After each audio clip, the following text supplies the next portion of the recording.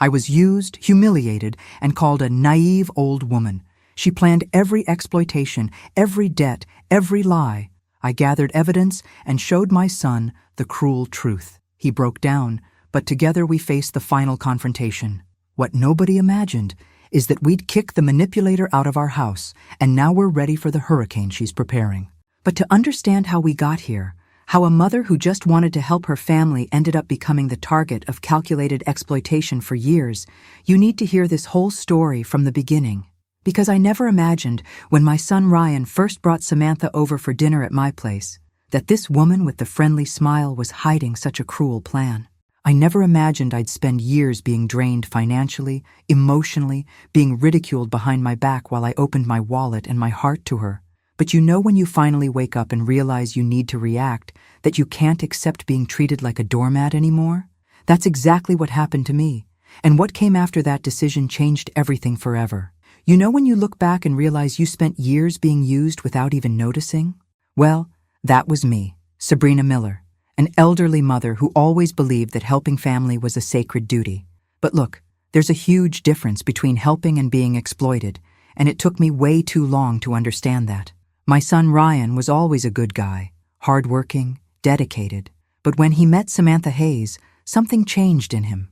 At first, I even thought she was polite, nice, but I soon realized those smiles were hiding something much more calculated. Every time they showed up at my house in Denver, there was always that smooth talk, that forced affection, and in the end, always, there was a request for money. It was to fix the car, pay an overdue bill, cover a medical emergency that never seemed to get resolved.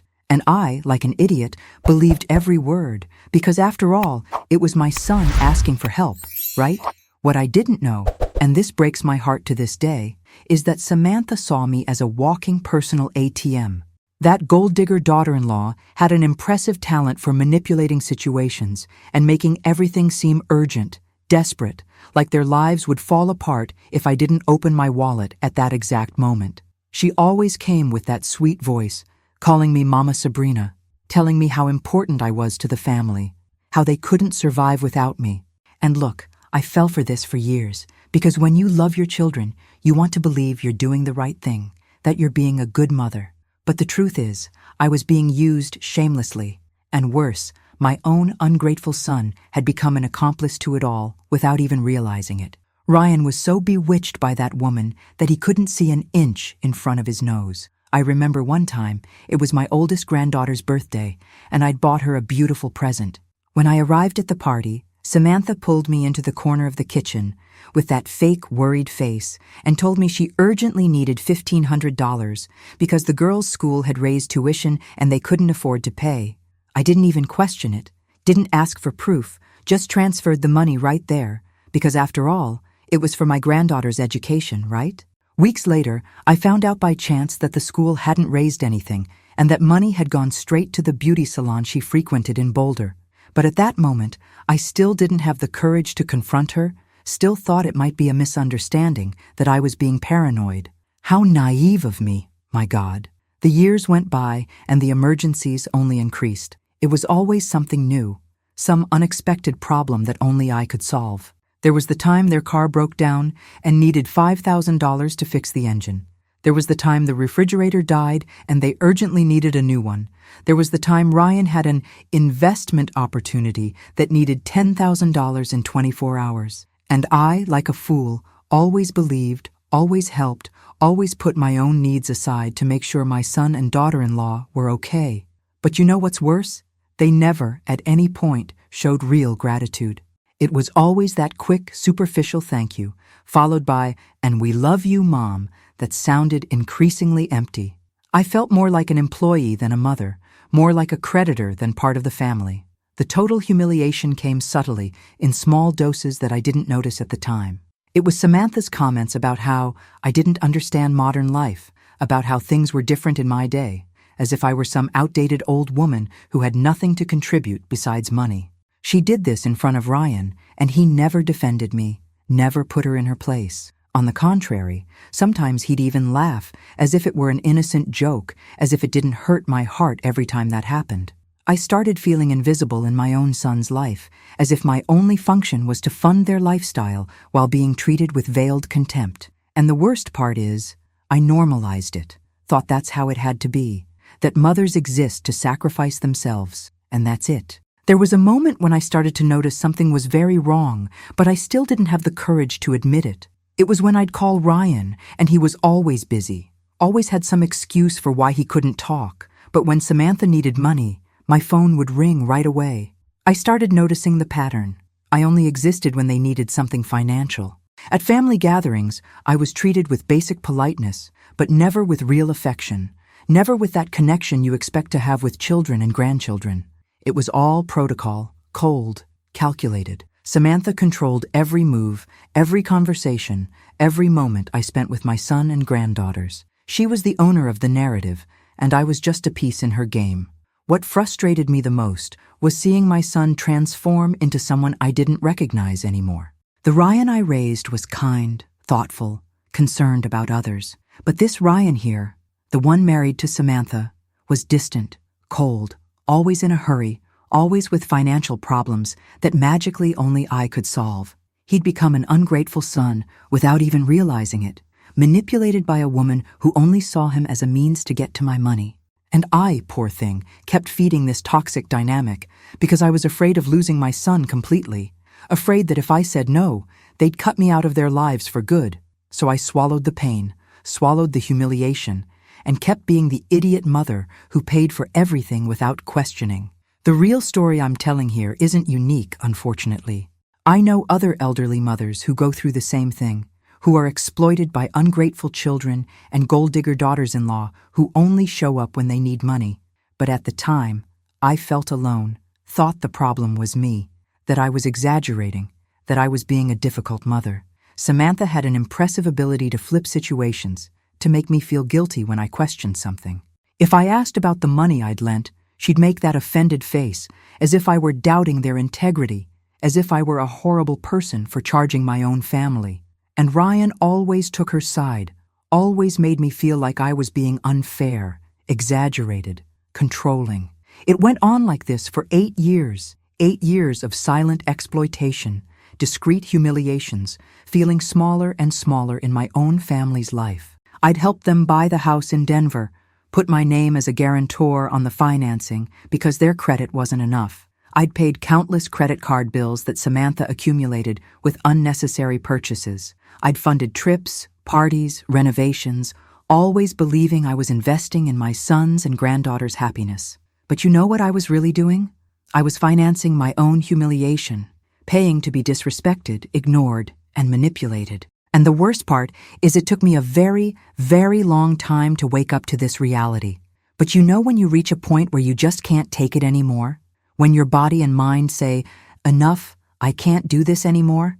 Well, I was reaching that limit, and without knowing it, a storm was about to change everything. Because there's a moment when even the most patient mother in the world realizes that love can't be confused with being a doormat, and that helping doesn't mean being destroyed little by little. And that moment was coming for me, even though I still didn't know exactly how everything was going to explode. There are moments in life when something inside just clicks, you know? It's like a switch is flipped and you finally see everything with absolute clarity. For me, that moment came on an ordinary Tuesday, one of those that promises nothing special. I was sitting in my living room, looking at bank statements spread out on the coffee table. And suddenly, like a punch to the stomach, I realized the size of the financial hole I dug for myself. It wasn't just about the money, although God knows the amount was absurd. It was about dignity, about respect, about realizing I'd become a shadow in my own life. That gold-digger daughter-in-law had turned me into a money-withdrawing machine, and my ungrateful son had allowed it without batting an eye. In that moment, something inside me broke, but in a good way, you know? The kind that sets you free. I spent days mulling it all over, losing sleep, feeling a mixture of anger and sadness that almost suffocated me. But along with those feelings came something I hadn't felt in years: determination. I wasn't going to be the idiot mother who accepts anything anymore, who swallows it all and still smiles. I scheduled a meeting with my lawyer, Nancy Coleman, a brilliant woman who'd always guided me well in legal matters. When I told her everything that had happened over these years, I saw her expression change from surprise to indignation. "Sabrina," she told me, "you have every right to protect yourself financially. This isn't cruelty, it's survival." And that was exactly what I needed to hear to have the courage to take the first step. This emotional story I'm living isn't about revenge, it's about justice, about reclaiming my life. The first thing I did was the most painful but necessary. I removed my name from the house in Denver. That house I'd helped Ryan and Samantha buy, where my granddaughters grew up, where I thought I was building a family legacy. But the truth is, I was just being used as collateral, as insurance they could cash in whenever they wanted. Nancy prepared all the documentation, and when I signed those papers, I felt a giant weight lift off my shoulders. I knew Ryan would freak out when he found out, knew Samantha would have a fit, but for the first time in years, I was thinking about myself first. And you know what? I didn't feel guilty for even a second. I felt free, powerful, in control of my own life finally. The second step was even more radical. I cut up all the additional credit cards I'd given Samantha over the years. Yes, you heard that right. I'd given her my cards to use in emergencies. What a joke, right? Those emergencies were purchases at designer stores, expensive dinners at fancy restaurants, beauty treatments that cost a fortune. I called each card company and canceled everything, blocked any possibility of her continuing to spend in my name. When I did that, I felt a mix of relief and anxiety, because I knew the bomb was going to explode within hours, and it did. My phone started ringing frantically that same afternoon. It was Ryan, completely desperate, saying the cards had been declined, that Samantha was embarrassed at the supermarket, that I needed to fix it immediately. But this time, I didn't give in. I took a deep breath and told my son, with a firmness I didn't even know I had inside me, "Ryan, I'm not going to pay for your irresponsibilities anymore. If Samantha wants to shop, let her use the money she earns. It's over." Silence on the other end of the line. A silence so heavy you could almost feel it through the phone. He tried to argue, tried to make me feel guilty, used the kids as an emotional argument, but I stood firm. This elderly mother here wasn't going to be manipulated anymore. I hung up the phone and cried a lot, because it's not easy to set boundaries with people you love, but at the same time, I felt a strength growing inside me that I hadn't felt in decades. It was the feeling of doing the right thing, even though it hurt. Ryan showed up at my house 2 days later, unannounced, with that face of someone who hadn't slept right, and was in total shock. He was used to the mother who solved everything, who always had a magic solution up her sleeve, who never said no. But now he was facing a different woman, a woman who'd woken up and decided not to be anyone's doormat anymore. "Mom, what's happening to you? Why are you doing this to us?" he asked, and I almost laughed at the irony. Doing this to them?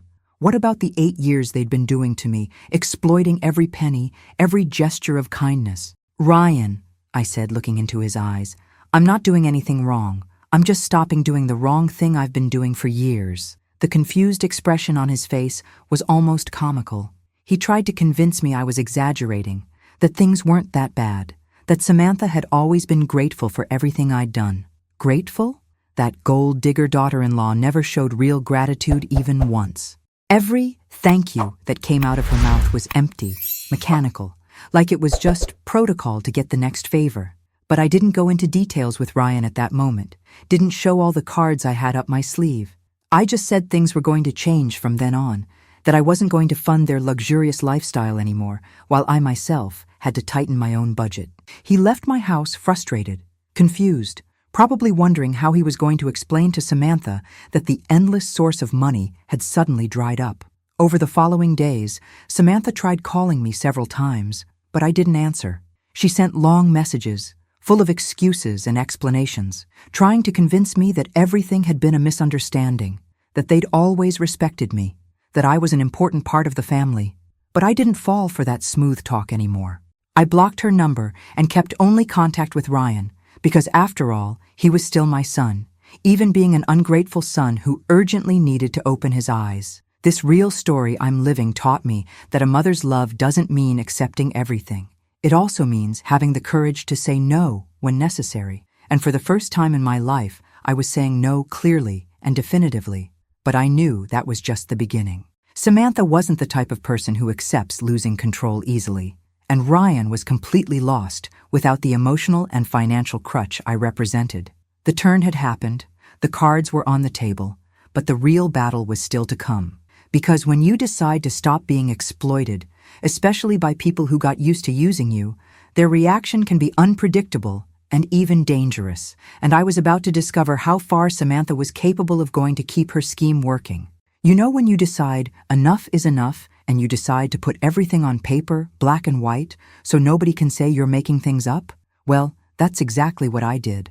I spent weeks locked in my office, reviewing every bank statement, every transfer receipt, every receipt I'd saved over those 8 years. And look, when I started adding it all up, I almost had a heart attack. It wasn't 1,000 here, 2,000 there. No, it was an absurd amount, astronomical, that represented years of my life working hard, saving, planning my retirement.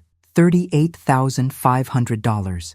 Let me repeat that. $38,500 that I'd lent to my ungrateful son and that gold-digger daughter-in-law over the years. And you know how many cents I'd gotten back? 0. Nothing. Not a single dollar. Nancy was impressed when she saw all the organized documentation I brought to her office. Each transfer had a date, amount, and even my notes about what the supposed emergency was that time. There was money for the broken car, money for the refrigerator, money for the kids' school, money for the miraculous investment, money for house renovations, money for urgent debts that always appeared out of nowhere. It was impressive how they always had a convincing story, always a reason that seemed legitimate at the time. But when you put it all together in one document, the truth jumps out at you. It was pure and simple exploitation, planned and executed over years. Sabrina, this here is a clear case of family financial abuse, Nancy told me, and I felt my stomach turn hearing those words. Abuse. My own son had financially abused me. Nancy prepared a formal demand, one of those that leaves no room for interpretation. It was a serious, legal document, detailing every cent lent, with minimal interest calculated, and a 90-day deadline for full payment or the start of a fair installment plan. When I signed that document, my hands were shaking, not from fear, but from a mixture of repressed anger and renewed determination. I was officially charging my son, putting our relationship on a level I never imagined it would reach. But you know what? It was necessary.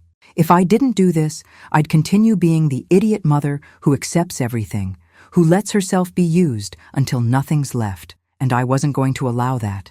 Not anymore. This emotional story I'm living had reached a point of no return. I asked Nancy to personally deliver the document into Ryan's hands. I didn't have the courage to do it alone. Knew I'd weaken if I saw his surprised face, if he tried to manipulate me emotionally like he always did. So Nancy went to their house on a Thursday afternoon and handed over the manila envelope with all the documentation. Ryan called me 2 hours later, and his voice was unrecognizable. It was a mixture of shock, anger, disbelief, and even contempt. Mom, are you crazy? $38,000? Where did you get this absurd number from? I took a deep breath before answering because I expected exactly that reaction. It's all documented, Ryan. Every cent. If you don't believe it, review the statements that are in the envelope. It's 8 years of loans that you never intended to pay back.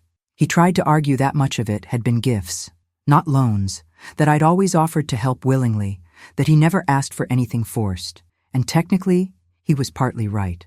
I really did offer help, but always because Samantha created such dramatic emergency situations that I felt obligated to intervene. It was emotional manipulation disguised as genuine need. Ryan, at no point did you tell me you didn't need to pay it back. At no point did you treat it as a gift. It was always, "We'll pay you next month, Mom," or "As soon as the money comes in, we'll settle up." But that money never came in, did it? Silence on the other end. A silence that confirmed everything. He knew I was right, but pride and Samantha's influence wouldn't let him admit it. The total humiliation I felt before transformed into something different at that moment. Righteous indignation. How could he question an amount that was totally documented? How could that gold-digger daughter-in-law have made him believe that $38,000 was no big deal? Because I'm sure it was Samantha who put that idea in his head. It was she who minimized each loan, each favor, making it seem like it was nothing, that it wasn't important. But $38,000 was almost half the value of my house. It was years of savings. It was my financial security being drained little by little. And now, I wanted it back. Simple as that. It wasn't revenge. It was justice. It was recovering what was mine by right. Ryan asked to meet with me personally, said we needed to talk about this in a civilized way, without lawyers in the middle. I almost gave in. Almost let my mother's heart speak louder than reason. But Nancy warned me, "Sabrina, he's going to try to convince you to give up. He'll use emotion, the kids, the family story. Don't fall for it." And she was right. I scheduled the meeting, but made it clear my decision was final. He had 90 days to start paying, or at least propose a realistic payment plan. I wasn't going to accept more empty promises, more excuses, more manipulation. This elderly mother here had finally put her foot down and wasn't going to back down even a millimeter. When we met at the cafe near my house, the tension was palpable. Ryan had deep, dark circles under his eyes, looked like he'd aged 10 years in 2 weeks. He tried to start with the emotional conversation, talking about how important I was to him, how he never wanted to hurt me, how family came first. But I cut that talk short. "Ryan, I didn't come here to hear excuses. I came to make it clear that this isn't negotiable. The money needs to be paid.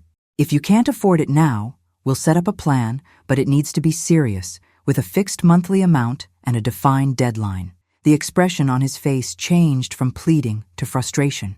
He wasn't used to this version of me, this mother who didn't give in, who didn't accept emotional crumbs as payment. He left that cafe without giving a concrete answer, said he needed to talk to Samantha, that he needed to check their finances, that this was all very sudden. But I already knew what her reaction would be. That woman was going to do everything to convince Ryan that I was being unfair, cruel, that I was destroying the family because of money.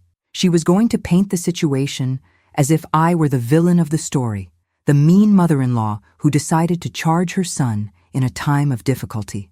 But the truth, the real story, is that I was just stopping being a sucker. I was charging what was mine, documented, proven, undeniable. And if that made me the villain in their eyes, then so be it. I'd rather be the conscious villain than the ignorant victim. The 90 days started counting, and I knew that was just the beginning of something much bigger. Because when you mess with manipulative people's schemes, when you pull the rug they were comfortably stepping on, the reaction is never peaceful. Samantha wasn't going to quietly accept that the money source had dried up, and on top of that was charging for what was taken. And Ryan, poor thing, was stuck in the middle of this war, not knowing there was still much more truth to be revealed. A truth that was going to make those $38,500 seem like just the tip of a gigantic iceberg of lies and manipulation. There are things in life that happen in such a surreal way that you almost can't believe it's real, you know? That's exactly how I felt when my phone rang on a Saturday morning, and on the other end of the line was a female voice I didn't know. "Sabrina Miller? My name is Fiona Grant. I really need to talk to you about Samantha." My heart raced right away, that kind of premonition you get when you know your life is about to change completely. Fiona introduced herself as Samantha's ex-best friend and said she had information I urgently needed to know. I could have hung up, could have thought it was some kind of setup, but something in her voice, a mixture of urgency and guilt, made me agree to meet her that same afternoon.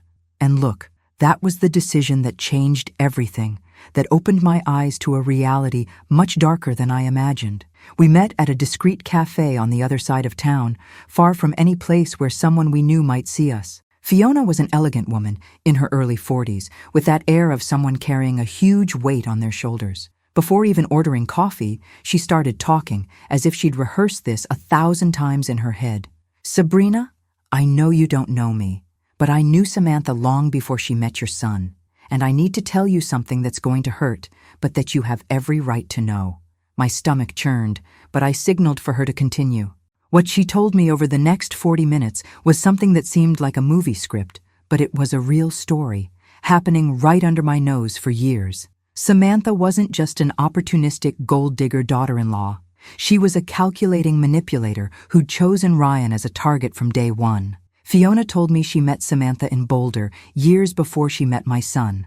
They were close friends, confidants, and Samantha used to talk openly about her life plans. She always said she was going to find a guy with a wealthy family, someone she could easily manipulate, Fiona explained, and I felt nausea rising.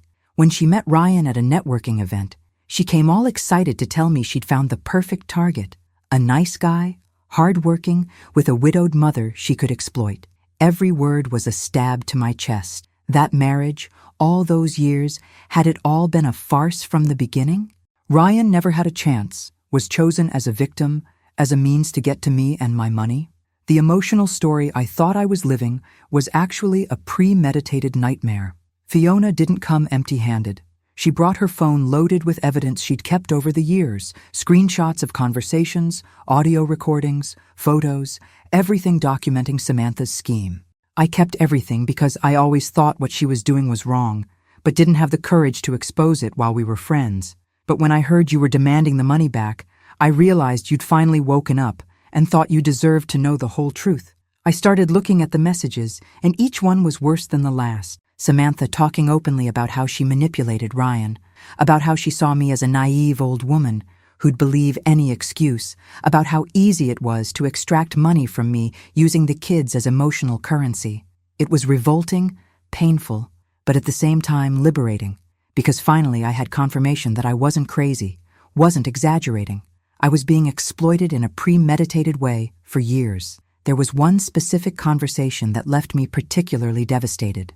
It was from 3 years ago, when Samantha wrote to Fiona, "Got another $10K from the old lady today. Said Ryan needed urgent knee surgery. She didn't even ask for a medical certificate, believed it right away. It's like taking candy from a baby, I swear." And there was a laughing emoji at the end. A laugh. She was laughing at me, mocking my kindness, turning my mother's love into a private joke between her and her friends. The total humiliation I felt before multiplied by 1,000 at that moment. It wasn't just about being used financially. It was about being ridiculed, mocked, treated like an idiot by someone I'd welcomed into my family with open arms. Someone I called daughter, who I hugged, who I loved as if she were my own blood. Fiona also showed me photos of Samantha at luxurious events, expensive dinners, exotic trips she took without Ryan, always with friends, always showing off. "Where do you think the money for all this came from?" Fiona asked, and I didn't even need to answer. It was my money. Every designer purse, every dinner at a 5-star restaurant, every spa weekend, all financed by my emergencies that I religiously paid. While I was tightening my budget, cutting small luxuries from my life to be able to help my ungrateful son and that gold-digger daughter-in-law, she was living like a princess at my expense and still laughing at me. The level of cruelty, of complete lack of character, was something I'd never seen in any human being. And the worst part, Ryan had no idea about half of these things. There was more. Fiona told me that the beauty salon Samantha claimed to manage in Boulder was completely made up. She worked at a salon for 3 months when she met Ryan, but got fired for stealing products. After that, she never really worked again. Everything she said about having a business was a lie to justify her lifestyle. "So you mean that during all these years, while she pretended to be working hard at the salon, she was actually spending my money on shopping, lunches with friends, and maintaining a life of appearances? And Ryan believed everything because he trusted his wife, because he never imagined the mother of his daughters could be capable of such an elaborate lie sustained for so long." This real story was revealing itself to be much dirtier and more complex than I ever imagined. Fiona explained that she distanced herself from Samantha about a year ago, when she realized she couldn't live with a guilty conscience anymore. "I saw you a few times with her and Ryan in the photos she posted. I saw how you treated her with affection, how you genuinely cared, and I felt horrible knowing what she said about you behind your back. That's why she decided to reach out to me when she heard, through mutual acquaintances, that I'd taken legal action against my son. I thought you deserved to know you're not crazy, that everything you're feeling is valid. Samantha is a professional manipulator, and you were her victim for years. But now you have proof. You have a way to show Ryan who she really is." Tears streamed down my face as I held that phone full of evidence of human evil in its purest state. Fiona sent me everything by email, organized the files by date, even made a chronological summary of the main manipulation events. She became an unexpected ally in this war. I didn't even know how it had started. Before we said goodbye, she held my hand and said, "Sabrina, you're stronger than you think, and Ryan's going to need you when he discovers the truth, because when he sees who Samantha really is, his world is going to crumble." She was right. I had in my hands an arsenal of devastating truths that were going to blow up that marriage, that whole farce. But would Ryan be able to handle it? Would my son accept that he'd spent years being manipulated, being used as a bridge to exploit his own mother? I didn't have the answer yet, but I knew I needed to tell him. Couldn't let him continue living in that lie. I left that cafe with my phone weighing in my purse like it was a bomb about to explode. And in a way, that's exactly what it was. Because those proofs weren't just about Samantha being a bad person.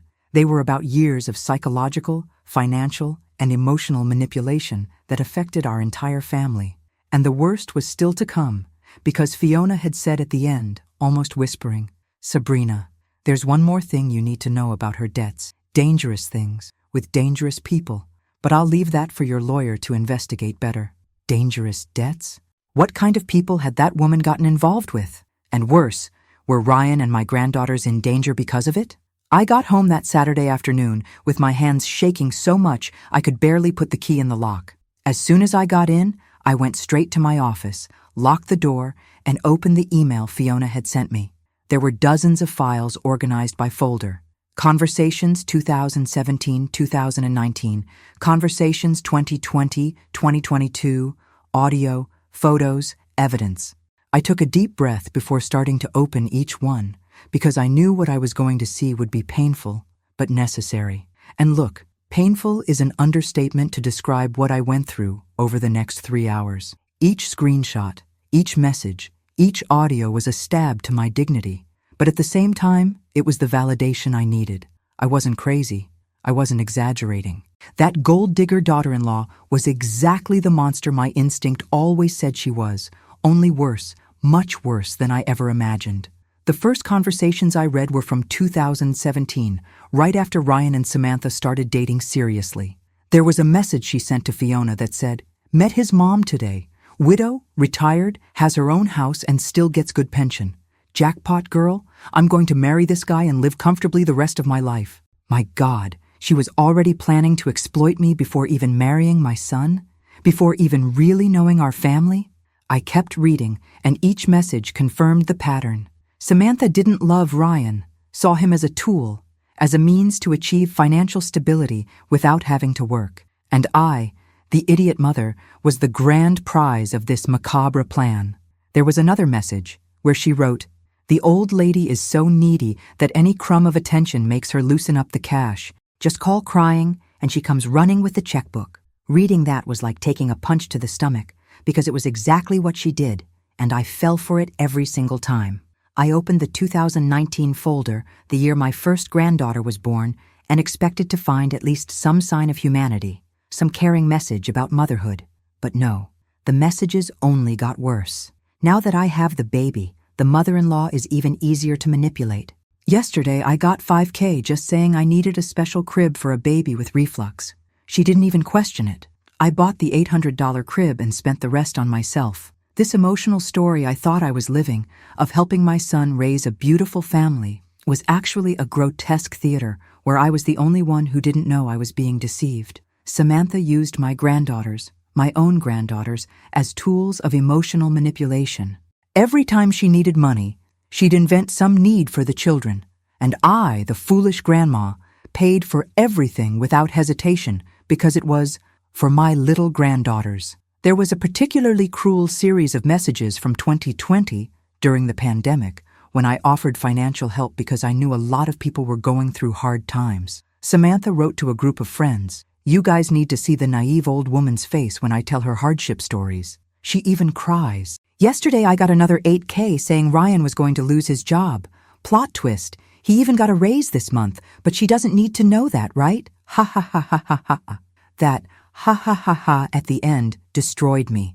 She was literally laughing at me, mocking my empathy, turning my genuine concern for my son into a joke to entertain her friends. The total humiliation wasn't just about being deceived, it was about being ridiculed, while being deceived. It was having my kindness turned into pathetic weakness in that woman's eyes. The audio recordings were even worse because they gave voice to all that evil. There was an audio of almost 5 minutes where Samantha was talking to Fiona in the car, coming back from some event. She talked about how she pulled Ryan by the strings, how he did everything she told him to because she had total emotional control over him. He's so in love, so silly, that he doesn't even notice when I manipulate him. If I cry, he does whatever I want. If I threaten to leave, he panics. It's too easy. And then she laughed, that cruel laugh of someone who doesn't have an ounce of empathy. My ungrateful son had become a puppet in that woman's hands, and I didn't even notice because I was too busy being exploited too. We were two fools being used by the same person, just in different ways. There were screenshots of conversations where Samantha mocked every gift I gave, every gesture of affection. I remember once I gave her a necklace that had belonged to my mother, a piece with enormous sentimental value to me. At the time, she cried, thanked me effusively, said she'd keep it forever. But on the same day, she sent a message to a friend with a photo of the necklace saying, "Look at the vintage crap the mother-in-law gave me. Looks like thrift store stuff. I'm going to sell it on eBay, should get about $200. I had to stop reading for a few minutes because the pain was physical, literal. That necklace represented 3 generations of my family, and she sold it like it was garbage and smiled to my face the next day as if nothing had happened. How can someone be so devoid of soul, of character, of any trace of human decency? Fiona had also included screenshots of posts on private social networks, closed groups where Samantha bragged about the lifestyle she led. Photos at expensive spas, fancy restaurants, designer stores, always with captions like "working hard and living better" or "success is a consequence of effort." What effort? The effort of lying? Of manipulating? Of exploiting an elderly mother who just wanted to help her family? There were even photos of her wearing extremely expensive clothes and accessories that I never saw her wearing when she came to visit me. Because when she came here, she always dressed simply, humbly even, to sustain the narrative of financial difficulty. It was all calculated, every detail, every performance. This woman wasn't just bad. She was an artist of manipulation, a professional of disguised cruelty. The worst of all was a recent conversation from just 2 months ago, where someone asked Samantha if she didn't feel guilty about exploiting her mother-in-law that way. Her answer was, guilty about what?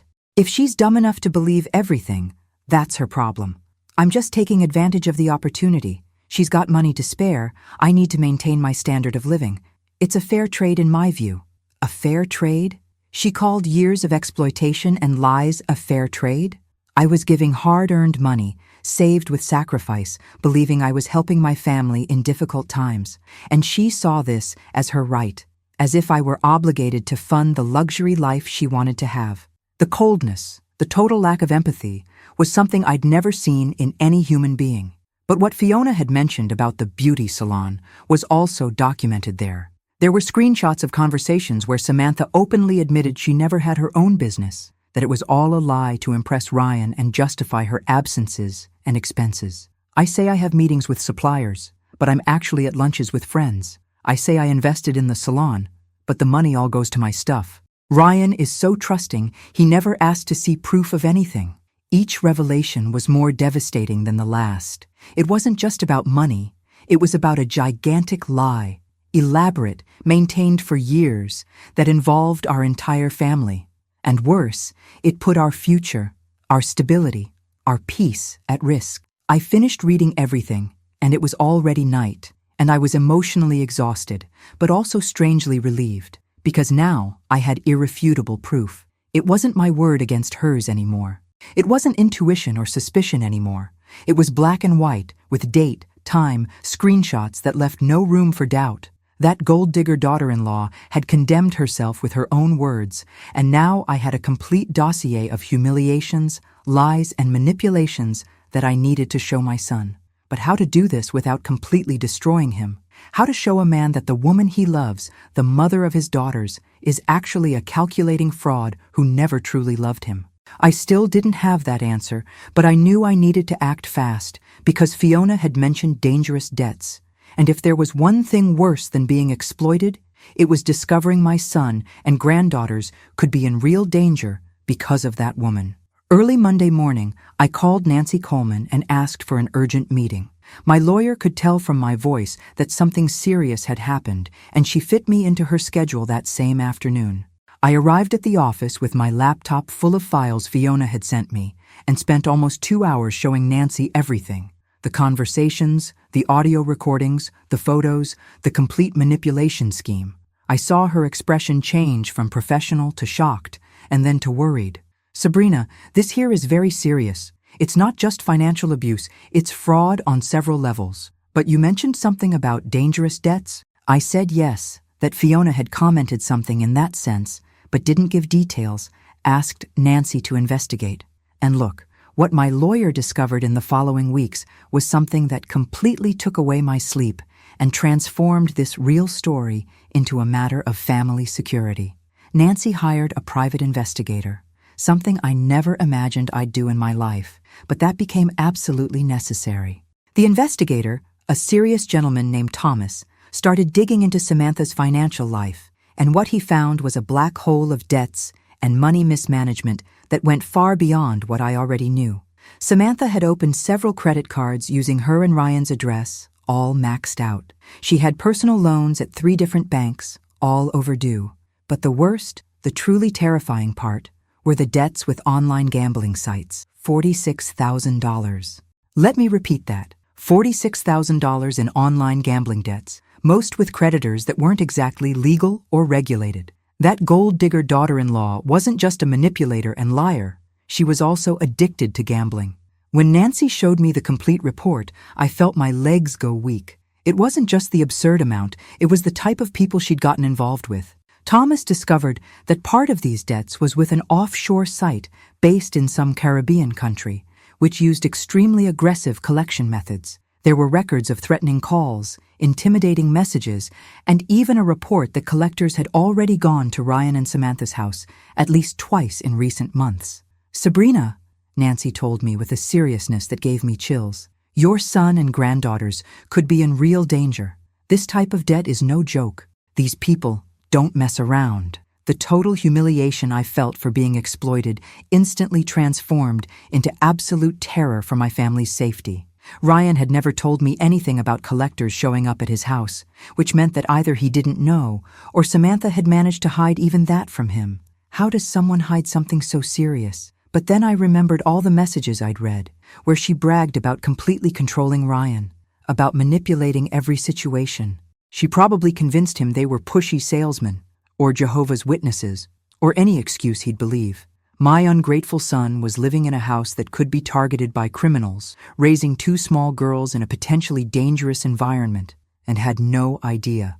And I, as a mother, couldn't stay silent about this, no matter how much it hurt to tell him the truth. Thomas also discovered that Samantha had tried to take out loans using my name as a reference, and in at least 2 cases had forged my signature on documents. Luckily, the banks checked and denied the loans due to inconsistencies. But this was a crime. It was document forgery. "You can prosecute her criminally for this," Nancy informed me. But at that moment, prosecuting was the last thing on my mind. I was worried about Ryan and the kids' safety. That woman had no limits, no moral breaks, nothing to stop her from committing any atrocity if she thought it necessary. And now she had dangerous creditors demanding debts she'd never be able to pay, because the money she stole from me had all been burned on gambling, shopping, and a fake luxury life. The report also showed that Samantha had a pattern of destructive behavior that dated back to before she met Ryan. The investigator got information through public records and some confidential sources. She'd already accumulated significant debts in previous relationships, always leaving the partner with the bill when the relationship ended. It was a pattern, a way of life. She'd find emotionally vulnerable or very trusting men, manipulate them to get access to financial resources, spend everything irresponsibly, and when the situation became unsustainable, move on to the next victim. Ryan wasn't the first, and if I didn't intervene, he probably wouldn't be the last. The difference is this time, she'd found an entire family to exploit, not just the husband, and had gotten herself into a situation so dangerous that even innocent people could get hurt. Nancy explained that these debts with offshore gambling sites were especially problematic because they didn't have adequate legal protection. These creditors operate in a gray zone. They often use intimidation tactics that border on or exceed legality. We've had cases of physical assaults, property damage, even kidnappings in extreme situations. My God, kidnappings? Could my granddaughters be at risk of being kidnapped because of that woman's insane gambling? This emotional story had stopped being about money and manipulation to become a life or death matter. I needed to tell Ryan immediately. Couldn't wait even one more day. Every hour that passed with him in the dark was one more hour of danger for the whole family. But there was one more thing Thomas discovered that left me even more alarmed. Samantha had recently tried to get a loan from local loan sharks, people known to be violent who controlled that type of business in some areas of Denver. The request had been denied because she didn't have anything of value to offer as collateral. But the simple fact that she'd sought out that type of people showed the level of desperation she was in. When someone looks for a loan shark, it's because they've exhausted all other options, Thomas explained to me. And when they can't even get it from a loan shark, it's because the situation is already completely out of control. So you mean that while I was here worried about recovering my $38,000, that gold digger daughter-in-law was trying to get involved with criminals to get even more money to throw away? Nancy organized everything into a formal report with documentation, proof, chronology of events, everything neat to show Ryan. She advised me to do this in her presence, in a controlled environment, because his reaction could be unpredictable. Sabrina, you're going to destroy your son's vision of his own wife. He might go into denial, might get angry at you as the messenger of bad news, might have an emotional breakdown. You need to be prepared for any reaction. I knew she was right, but I had no choice. I couldn't let my son and granddaughters continue living in that time bomb about to explode. Even if Ryan hated me initially, even if he didn't want to believe it, I needed to try to save him from that woman before it was too late. I scheduled a meeting with Ryan for Nancy's office on Friday of that same week. I told him it was about the demand for the $38,000 that I wanted to propose an agreement. He agreed to come, probably thinking I was going to back down, that I'd accept a symbolic payment or even forgive the debt. But what I had to show him went far beyond money. I had Samantha's cruel messages, the revealing audio recordings, the photos of the lies, and worse, the devastating report about the dangerous debts that put the whole family at risk. This elderly mother here was going to have to be strong enough to hold my son when his world collapsed, because in a few days, on Friday, Ryan Miller was going to discover he'd spent years married to a complete stranger. A dangerous stranger who could cost much more than money to our family. Friday arrived, and I barely slept the night before. I kept replaying in my head 1,000 times how I was going to present all that to my son, what words to use, how to soften a blow I knew would be devastating. I arrived at Nancy's office an hour before the agreed time, nervous, with my stomach in knots, holding a folder full of documents that were going to change Ryan's life forever. Nancy received me with strong coffee and that maternal way that only experienced lawyers have, calming me down, saying I was doing the right thing, that no matter his initial reaction, deep down he'd thank me for having the courage to show the truth. When Ryan arrived, punctually at 3 p.m, he had that expression of someone coming prepared to negotiate, maybe even a little arrogant, thinking he had control of the situation. Poor guy. He had no idea of the hurricane that was about to hit him head on. He sat in the chair facing Nancy's desk, greeted me with a quick kiss on the forehead, and asked, "So, Mom, let's resolve this money issue once and for all?" I took a deep breath, looked at Nancy, who nodded encouragingly, and said, "Ryan, I didn't call you here to talk about money. Or rather, not just about money. I need to show you some things about Samantha that you need to know. Serious things, even dangerous." I saw his expression change from confident to confused, then to defensive. "Mom, don't start with conspiracy theories against my wife. I know you two never got along that well, but this is crossing the line." That sentence cut me, but I expected exactly that reaction. My ungrateful son was so blind, so manipulated, that he saw any criticism of Samantha as an unfair attack, as mother-in-law jealousy. But I had proof, not theories. Nancy took the lead and started presenting the documents methodically, professionally. First, she showed the screenshots of the oldest conversations from when Samantha had met Ryan. He read that message where she said she'd found the perfect target, and I saw his face go pale. "This has to be fake. Someone edited these conversations," he said, but his voice was already shaking. Nancy explained that the investigator had verified the authenticity through metadata, that this was real, that there was much more. She started showing conversation after conversation, and each one was a hammer blow to the illusion Ryan had built about his marriage. There were the messages calling him silly and easy to manipulate. There were the audio recordings where Samantha laughed about how she controlled him emotionally. There were photos of her spending money on luxuries while telling him they were in financial difficulties. When we got to the messages about me, where Samantha called me a naive old woman and mocked every time I helped financially, Ryan started crying. It wasn't ordinary sad crying. It was that crying of someone seeing their entire reality shatter, of someone realizing they lived a lie for years. She can't have said that about you, Mom. You were always so good to her, to us." He couldn't finish the sentences. The words died in his throat. I showed him the message about my mother's necklace, the one she sold on eBay after pretending she'd keep it forever. Ryan held my hand and whispered a sorry, so broken it almost made me give up on continuing. But I needed to, because the worst was still to come.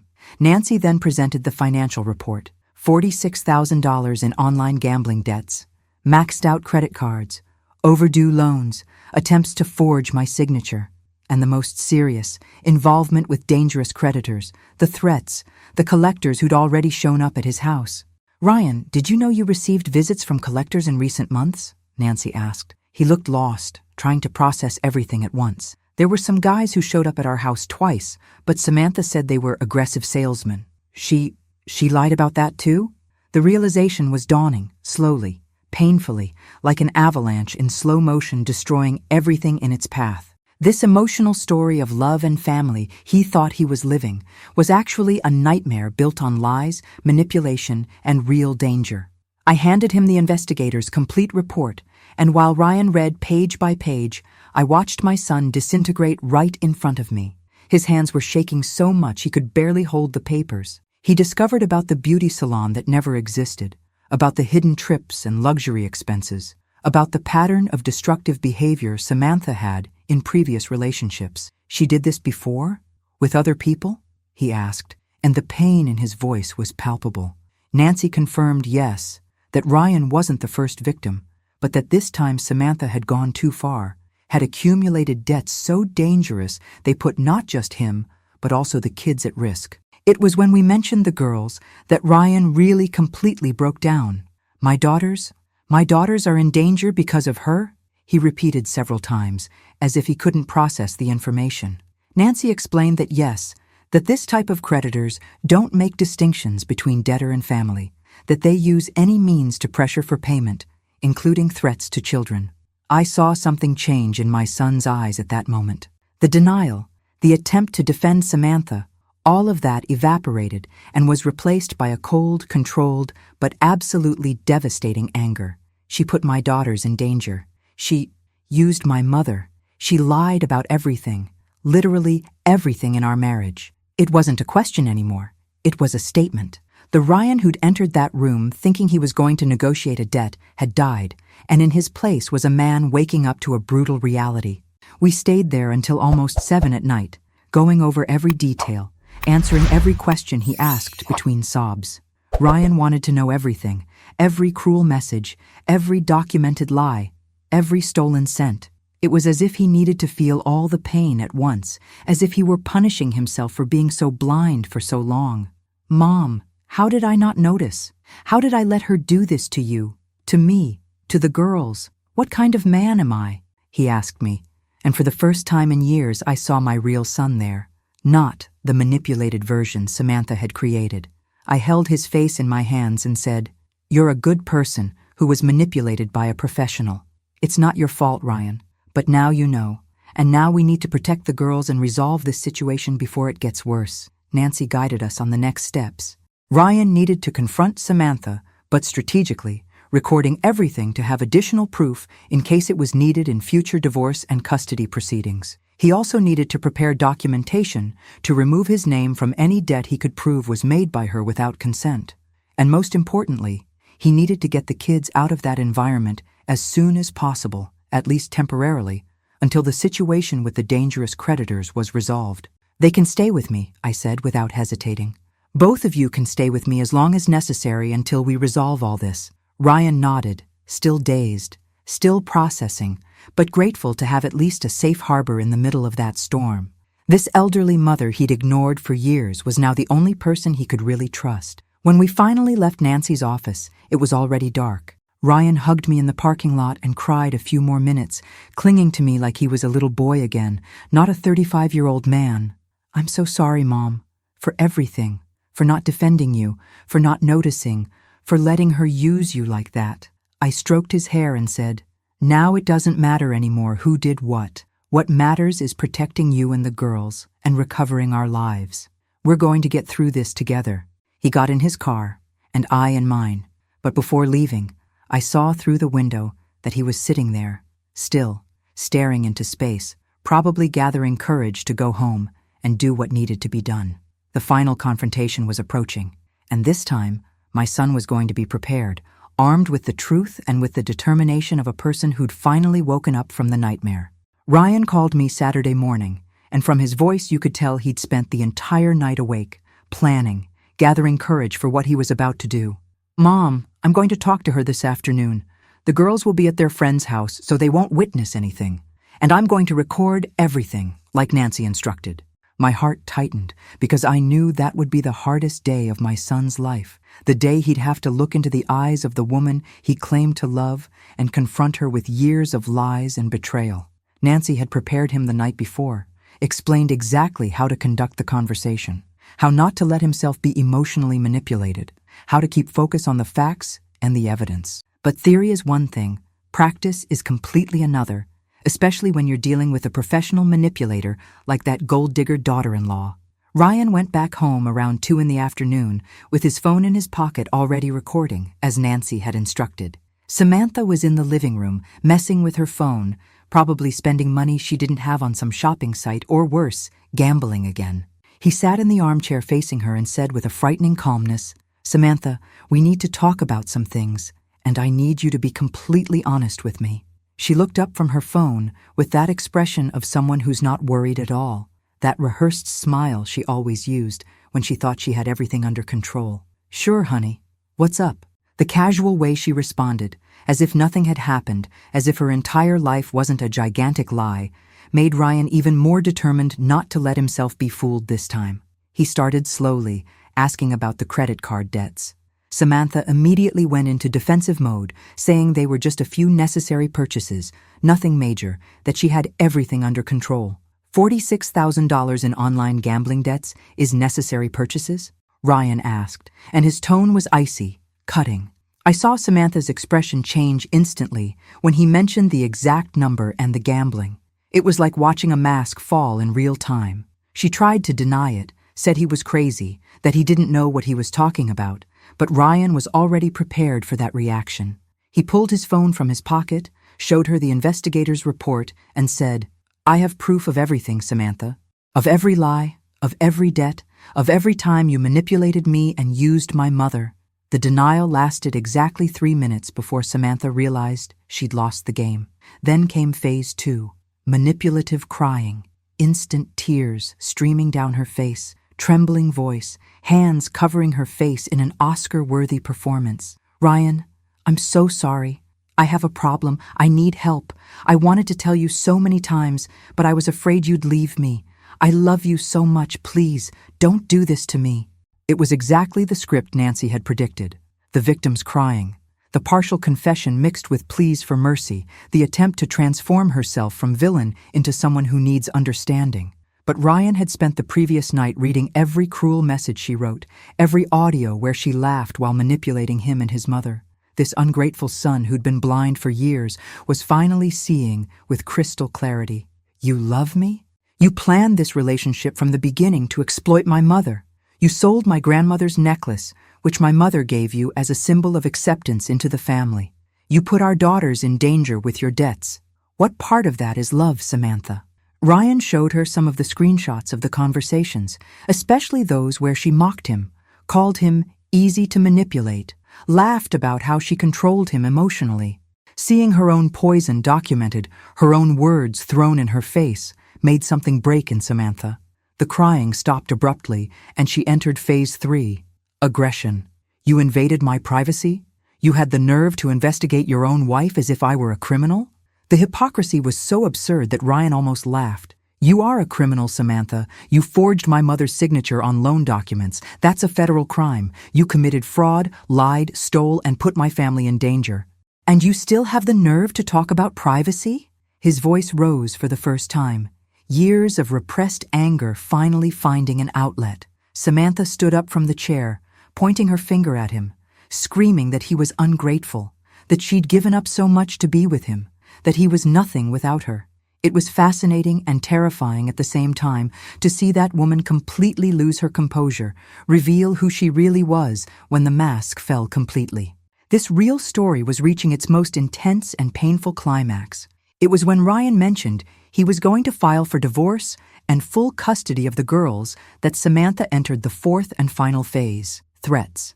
You think you're going to take my daughters from me? I'm going to destroy you, Ryan Miller. I'm going to tell everyone you're abusive, that your mother is a crazy manipulator. I'm going to make you lose everything. The girls will grow up hating me, and you'll never see them again. I'll ruin you! I'll finish you! Her voice was pure venom, pure distilled hatred. Each threat was more absurd than the last, but Ryan stayed calm because he knew he was recording everything, that every one of those words would be used against her in court. Nancy had predicted even this, had prepared him to let Samantha hang herself with her own words, and that's exactly what was happening. Ryan waited for her to finish the outburst of threats and said with a coldness I didn't know my son was capable of, "It's over, Samantha. You have 1 hour to pack your bags and leave my house. You can take your clothes and personal belongings, nothing else. The girls stay with me, and you'll be lucky if you get supervised visitation after everything you've done.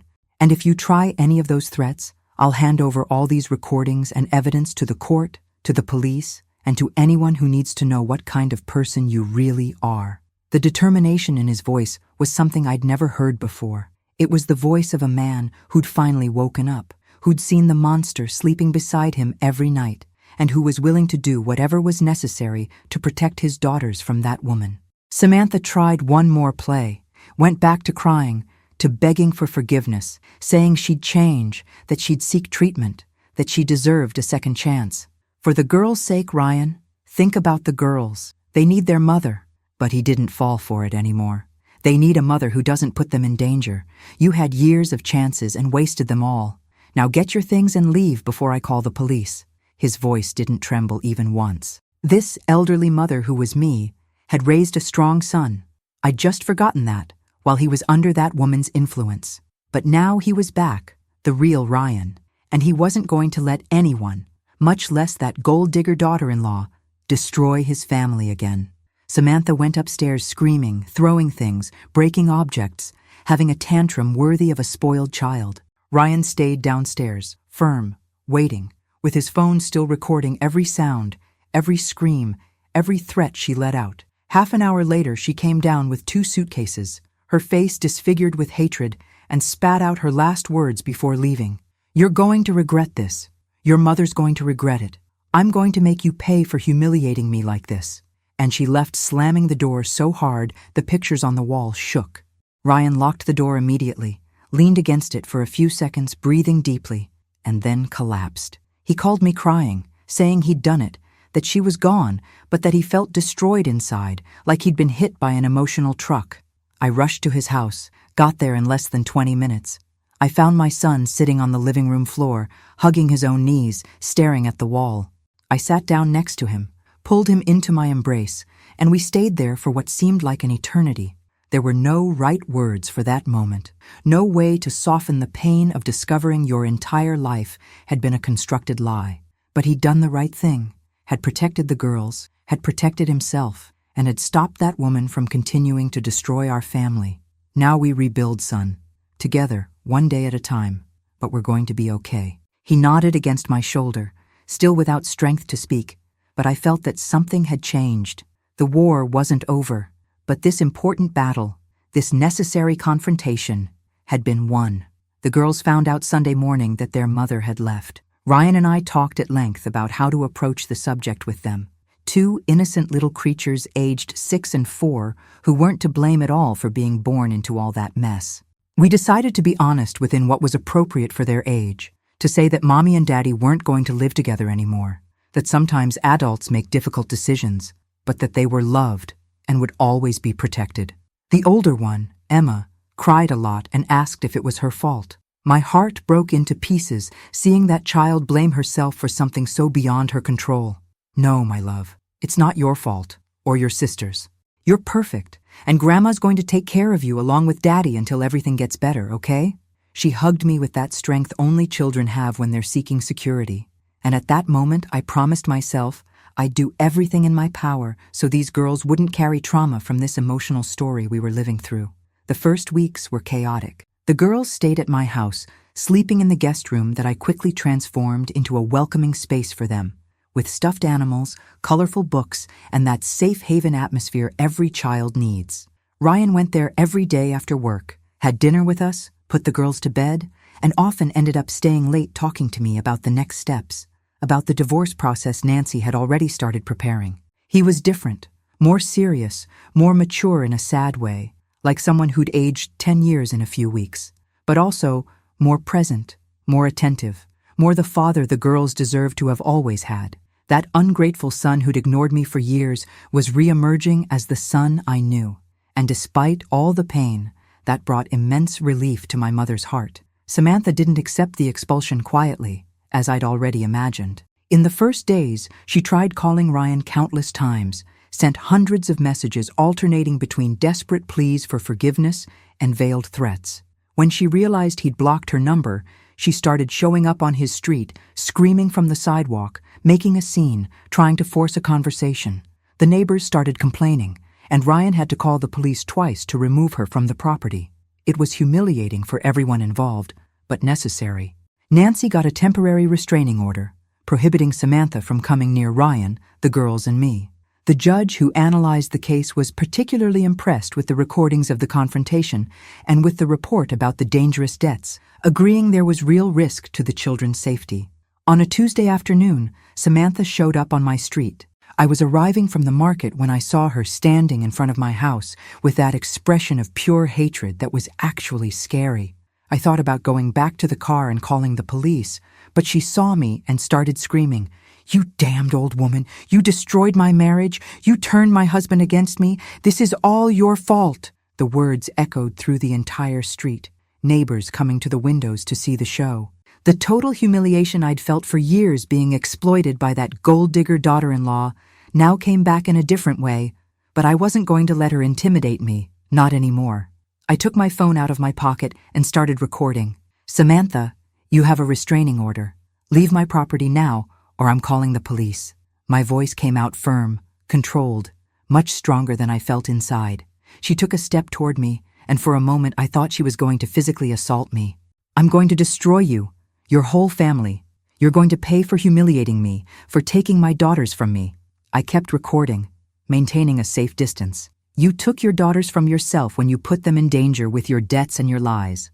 Now leave or I'm really calling the police." She stayed there a few more seconds, realized I wasn't going to give in, that she had no more power over me, and walked away quickly down the street, screaming insults, blaming everyone but herself for the situation she herself created.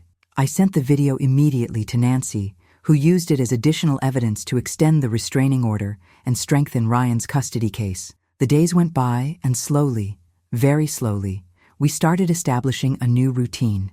The girls adapted surprisingly well to Grandma's house. Emma even commented once that she liked being there because there weren't those fights that Mommy and Daddy used to have hidden anymore. That broke my heart, realizing those children had witnessed more tension and conflict than I imagined, even when Ryan and Samantha tried to hide it. But now, there was peace, there was stability, there was that feeling of security children need to grow emotionally healthy. Ryan was doing therapy, Nancy's recommendation and mine too, because he needed to process years of manipulation and emotional trauma. And I noticed he was improving, gradually rediscovering who he was without that woman's toxic influence. Nancy updated us about the divorce process that was moving forward. With all the evidence we had, the messages, the audio recordings, the confrontation recordings, the financial report, the testimonies, the case was practically uncontestable. Samantha had hired a lawyer, but even he seemed discouraged with the situation because there simply was no possible defense against mountains of documented evidence.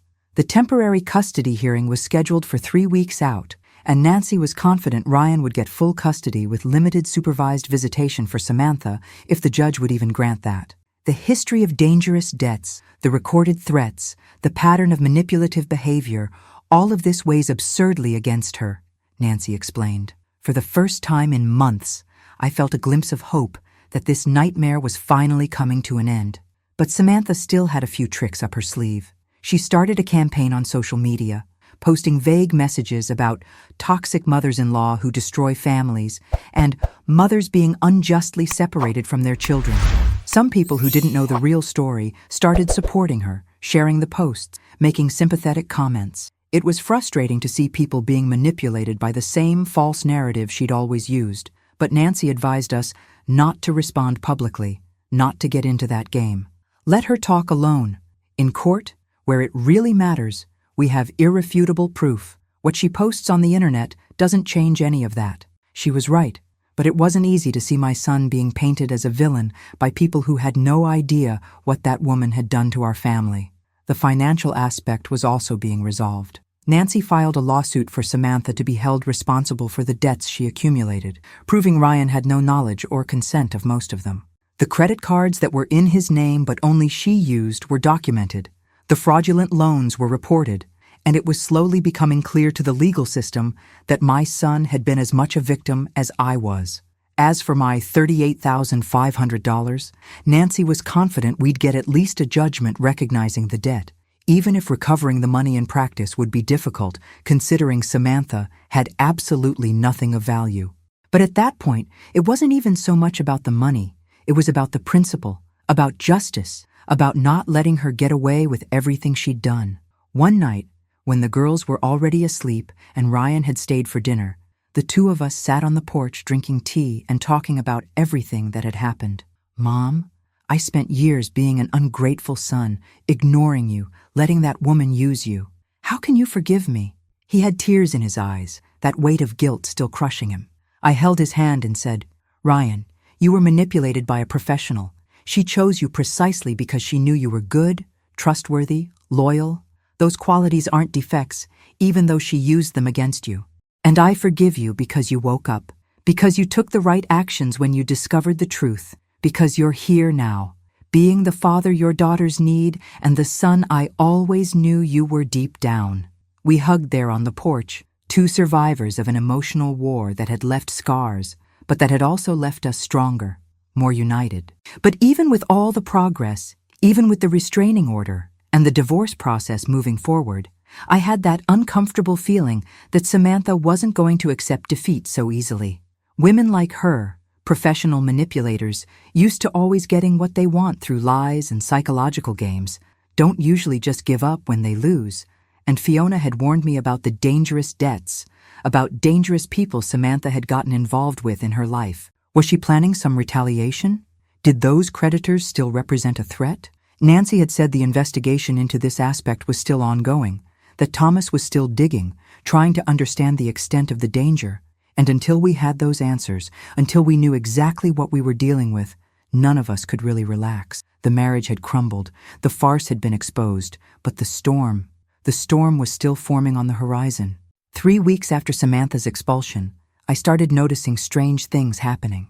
It started with small things that could be coincidence. An unknown car, parked on my street for too long, always at different times. Text messages from numbers I didn't know, without identification, just saying vague things like, "You should have stayed quiet," or "Be careful with your choices." At first, I tried to ignore it, thought it was my paranoia, a side effect of all the stress I'd been through in recent months. But when Ryan told me he was also receiving similar messages, and that he was sure he'd seen someone photographing his house from inside a dark car, we realized this wasn't coincidence. It was systematic intimidation and probably had Samantha's fingerprints or the dangerous people she'd gotten involved with through those damn debts.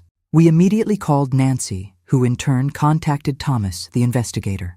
He came to my house on a Thursday night when the girls were already asleep and gave us a worrying update about what he'd discovered. "The situation is more serious than we imagined," he began with that serious face that already announced bad news. "Samantha owes money to a group that operates illegal gambling schemes here in Denver and Boulder. They're not exactly a cartel, but they're also not people you want to get involved with. They have a history of intimidation, property damage, and in extreme cases, physical assaults to force payment." My stomach churned hearing that. "So you mean that gold-digger daughter-in-law had literally put our entire family in the crosshairs of criminals? And worse, she was probably using our situation, the fact that she'd been kicked out of the house, as justification for not paying, which made these creditors even more irritated." Thomas explained that he'd managed to identify at least 2 of the numbers that sent messages to me and Ryan, and both were linked to this illegal gambling group.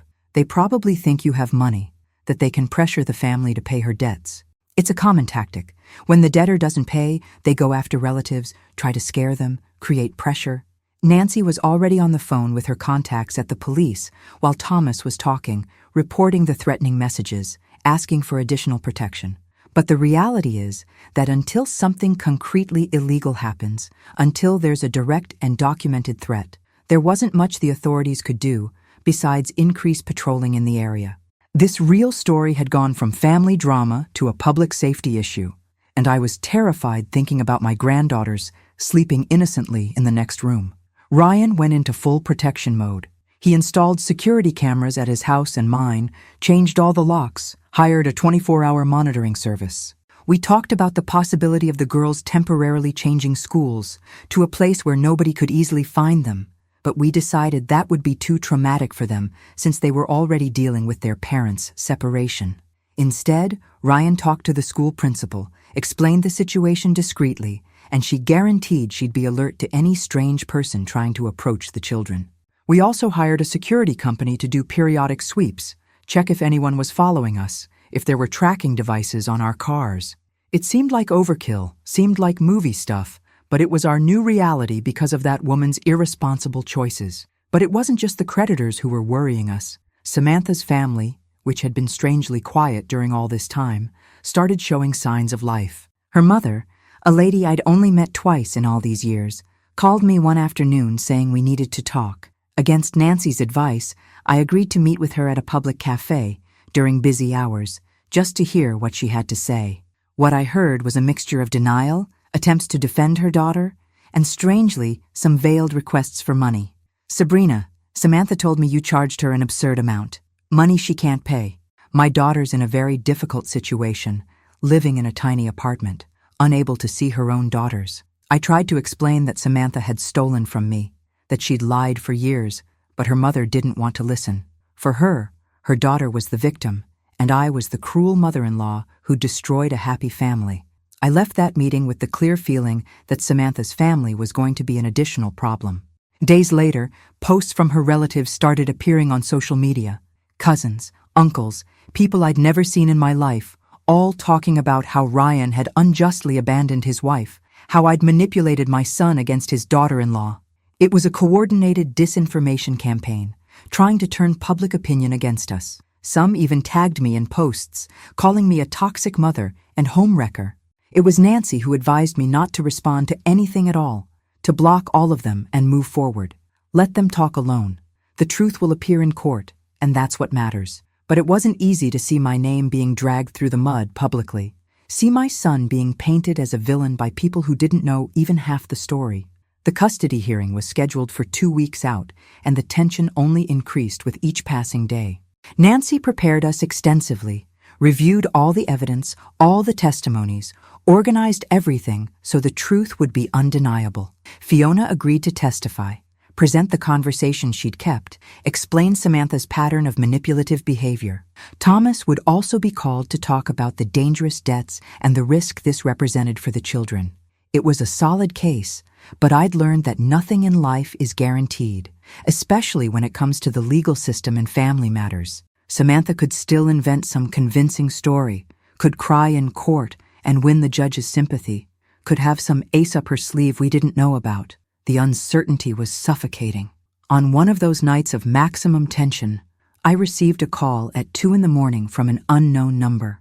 I answered with my heart racing, thinking it was an emergency involving Ryan or the girls. It was a male voice, rough, threatening. "Mrs. Sabrina? You know someone named Samantha Hayes, right? She owes us money, big money. It would be a shame if something happened to you or those beautiful little granddaughters you have because you're not able to convince her to pay." I froze. It was a direct threat, clear, against me and the children. I tried to keep my voice steady and said, "I have nothing to do with her debts, and if you call me again, I'm going straight to the police with this recording." I hung up trembling, but I'd had the presence of mind to put the phone on speaker and record everything on the other device Ryan had given me precisely for situations like this. I sent the audio immediately to Nancy and to the police. This time it was concrete proof, documented crime, and the authorities couldn't ignore it anymore. The police opened a formal investigation the next day. They traced the number, which was obviously from a burner phone, but started cross-referencing information with what Thomas had already discovered about the illegal gambling group. A detective came to my house, talked to me and Ryan, guaranteed they'd increase protection, that they were taking the threat very seriously. But at the same time, he was realistic. This type of people usually just make threats to scare you. They rarely resort to violent action because it draws too much attention from the police, but we can't guarantee anything. So maintain the precautions, the cameras, and if anything strange happens, call immediately.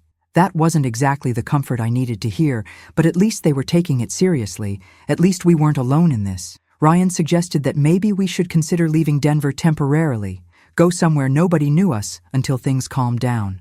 But I refused. "We're not going to let that woman take us out of our homes, out of our lives. We've already lost too much time, too much money, too much peace because of her. Now we stay, we face it, and we don't let fear win." I saw pride in my son's eyes when I said that pride of seeing his mother being strong even when everything seemed to be falling apart. And it was true. I was tired of being a victim, tired of being the exploited and threatened elderly mother. If Samantha wanted war, if her creditors wanted to intimidate, they were going to discover they'd messed with the wrong family. Samantha's family intensified the attacks on social media as the hearing approached. They even created a group called Justice for Samantha, inviting people to support her, sharing completely distorted versions of the story. It said Ryan had been abusive, that I'd manipulated him financially his whole life, that Samantha was a dedicated mother being unjustly separated from her daughters by false accusations. It was surreal to see such blatant lies being spread with so much conviction. Some of our acquaintances, who didn't know the real details, started looking at us with suspicion. Neighbors who'd always been cordial started avoiding eye contact. The total humiliation had returned, but this time it was public, digital, impossible to completely escape. But you know what also happened? People who really knew us, who knew the type of people Ryan and I were, started speaking out in our favor. Close neighbors who'd witnessed Samantha's scandals on the street wrote letters of support for Nancy to use in court. Ryan's longtime friends made posts defending him, telling stories about how he'd always been a dedicated father, a person of integrity. Even his work colleagues wrote formal recommendations about his character. And Fiona, brave Fiona, made a detailed post exposing Samantha, showing screenshots of the old conversations, explaining to everyone what kind of person she really was. The post went viral locally, and suddenly the narrative started to change. People started questioning Samantha's family, started seeing the inconsistencies in her stories. It was the truth finally coming to light, even if late. On the eve of the hearing, I sat with Ryan in my living room, the girls already asleep, and we talked about everything we'd been through and everything that was still to come. "Mom, no matter what happens tomorrow, I want you to know I admire you. You were the strongest of all of us in this situation. When I was blind, you saw. When I was weak, you stayed strong. And now we're here, survivors, ready for the last battle." I hugged my son, this man who'd grown so much through this painful ordeal, and said, "We're going to win this, Ryan, because the truth is on our side. And Samantha, with all her threats, with all her family's lies campaign, with all the dangerous creditors she brought into our lives, isn't going to be able to destroy us. We're stronger than that. And I really believed that, had to believe it, because the alternative was letting fear win, and that I wasn't going to allow. That night, before sleeping, I said a silent prayer asking for protection for my granddaughters, strength for my son, and justice for all of us. The Hurricane Samantha was preparing. The creditor's threats, her family's attacks, all of it was converging to a critical point. Tomorrow's hearing was crucial, but even after it, even if we won custody of the girls as we expected, there'd still be the complete divorce to resolve, there'd still be the debts to deal with, there'd still be the security risk to manage. The storm hadn't ended. It had just paused to catch its breath before the final blow. But I was ready. Ryan was ready. And together, united as a family should always be, we were going to face whatever came our way. And that's how we got here. A real story of exploitation, manipulation, and courage to face the truth, even when it hurts. Sometimes we need to make difficult decisions, cut ties we thought were eternal, to protect those who really matter. My son and granddaughters are safe now, even with the storm still forming on the horizon. Because in the end, what matters isn't how many times you were knocked down, but how many times you had the strength to get up and fight for what's right. And you, have you ever been through something similar? Have you ever had to face someone from your own family who was using you? Or do you know someone who's living a situation like this and can't see it? What would you do if you discovered the person you trusted was manipulating you for years? Tell us in the comments, because your story can help other people who are going through the same thing and feeling alone. If this story touched your heart, subscribe to the channel and hit the bell so you don't miss other emotional stories that bring life lessons and make us reflect on our own choices and relationships. Because we never know when we'll need the courage to say enough and start rebuilding our lives from scratch. Until the next video, bye.